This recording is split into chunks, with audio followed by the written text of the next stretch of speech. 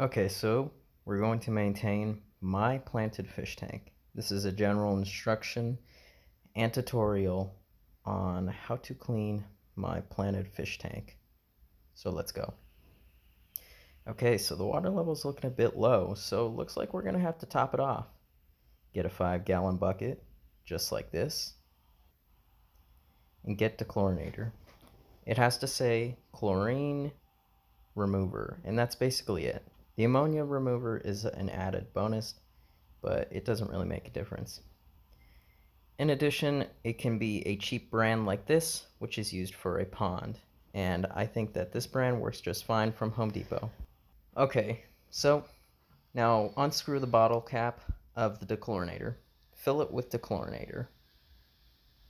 Once you're done filling it with dechlorinator, pour the cap of dechlorinator into the 5-gallon bucket full of water. For every 5 gallons, 1 capful of dechlorinator is fine. It's okay to put more than it is to put less. Now take a large container, cup or vase, whatever is fine, and fill it with water from the bucket. Okay. Once you've filled it with water, take the cup, go to the top of the fish tank, and pour it in where it's going to cause the least disturbance in the fish tank. As you can see, I chose a clear spot where none of the Riccia effluentins is. While I'm pouring, you can see that there's no disturbance on the bottom, indicating that I'm pouring it properly. Keep on doing this until the fish tank is topped off to the black plastic.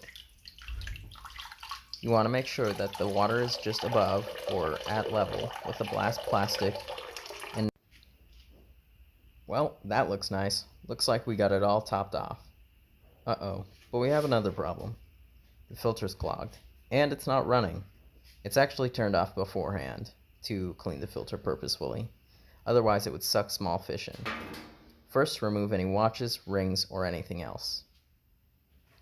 Next, take the soap. Wait, rinse your hand beforehand. This way you'll get optimum soap coverage. I'm doing this with one hand, so it's quite difficult. Scrub your hand thoroughly. Of course, try to wash your entire arm and the top of your hand. Of course, I can't really do that, and my hand's getting frustrated trying to do that, so I just did it off camera. Now that your hand's clean, you can stick your arm into the tank. Pull off the filter and try not to squeeze it too much while it's in the tank. It's dirty even though it doesn't look that dirty. Okay, there's some plant debris on me, but I'm going to the sink and I'm going to use warm water or hot water to wash the filter basically. It doesn't look too dirty, but looks can be deceiving. Watch how dirty this filter is.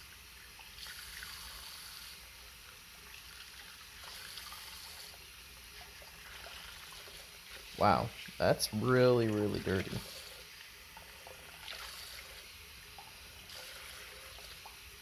As you can see, the filter was really disgustingly dirty.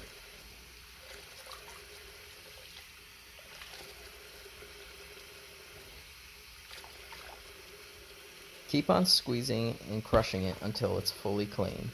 Do not use any soap or any type of detergent to clean the filter. The filter can only be washed with plain water. The way to tell that the filter is clean is when you scrub it, squeeze it, or do anything further with it. It doesn't really give off any more dirt. You can see the water is fairly clear compared to how it was earlier, and when I squeeze it, barely any dirt or grime comes off.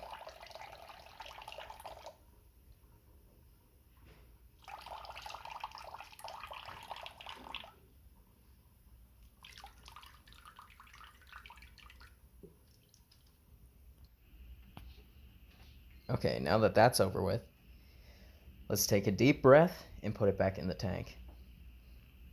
Make sure it's seated properly on the filter. Okay, now that it appears to be on the filter properly, make sure that there's no gap between the sponge and the filter. Okay, well the tank isn't looking too bad, but I can see a problem. It's way too dark in the tank. Seems like some plants need to be trimmed.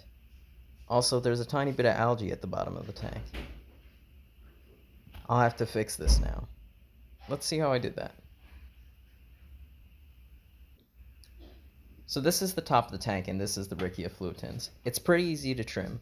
Take a pair of scissors and pull away from it first. If it pulls easily and tears easily, then you could just take it out and trash it. Importantly, before you take it out, you should pick up the Riccia fluitans and hold it over the other pieces of Riccia fluitans to ensure that any baby shrimp or baby fish can escape. Next, after that, throw it in the trash. You can also, in addition, save it and turn it into a pet store, but this seems like something that most people won't want to do. If it's too thick, you'll have to use your scissors to trim it.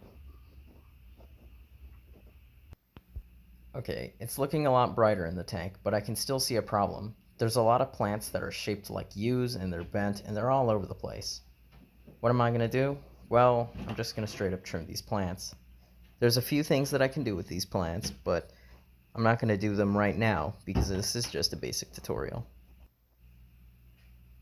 Take your scissors, stick your hand in the tank, and just get to straight trimming. Trim it at an appropriate level to where you think it just looks fine. I'm trimming about halfway down the plant or halfway down the tank.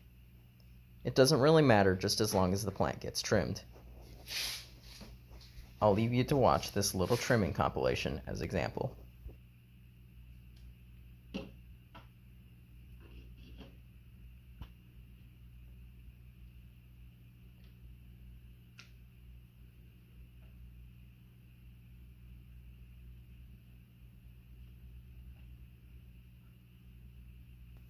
In addition, I'll also add that you can see I trimmed the plants fairly in half. This is common and it makes the tank look cleaner and it gives the fish more places to hide. Next, if you don't know what to do with the plants or you can't get them, take your trusty tweezers or your hands and you could just throw them out. If you have a plant though that you actually like, you could take your tweezers, and I'm filming with one hand, so please excuse me.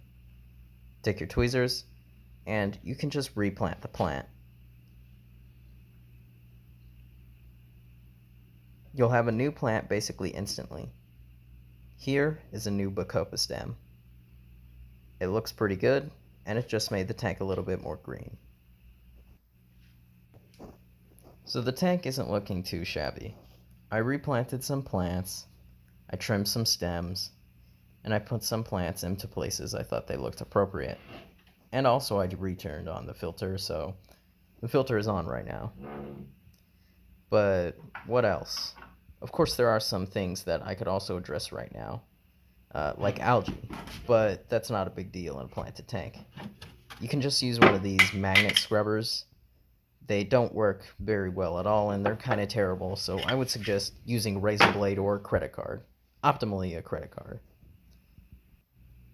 But wait, don't remove this. This may look like algae, and it really does, but it's actually a rare plant called Subswassertang. It's incredibly rare and should be preserved as much as possible. This plant is almost impossible to grow, and it's really cool. So what about dosing? Well, you can dose to the appropriate amount in your tank. Since this isn't a low-tech planted tank, you can dose the appropriate amount to the size.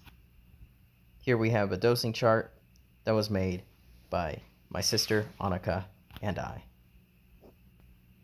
Also, remember to rotate your fish's food. This is very important as it keeps the fish healthy and it keeps the fish beautiful, and it also reduces the bioload from one specific food on your fish tank. Well, for the most part, my fish tank is done, and I think it's pretty clean. I'm going to remove the CO2 line, and that's it. I'm basically going to be done. I'm plugging that line, and that's it. The fish tank is clean. Thanks for watching, and good luck, Annika, with taking care. I forgot to add the intervals in which these processes have to be done at the end. So for trimming the plants, this is a once every 2-week process. For topping off the tank, it's also once every week or once every 2 weeks. For feeding the fish, it's once every day. For dosing, it's appropriate to what you are dosing, and in addition to that, cleaning. The filter should be done once every 3 days.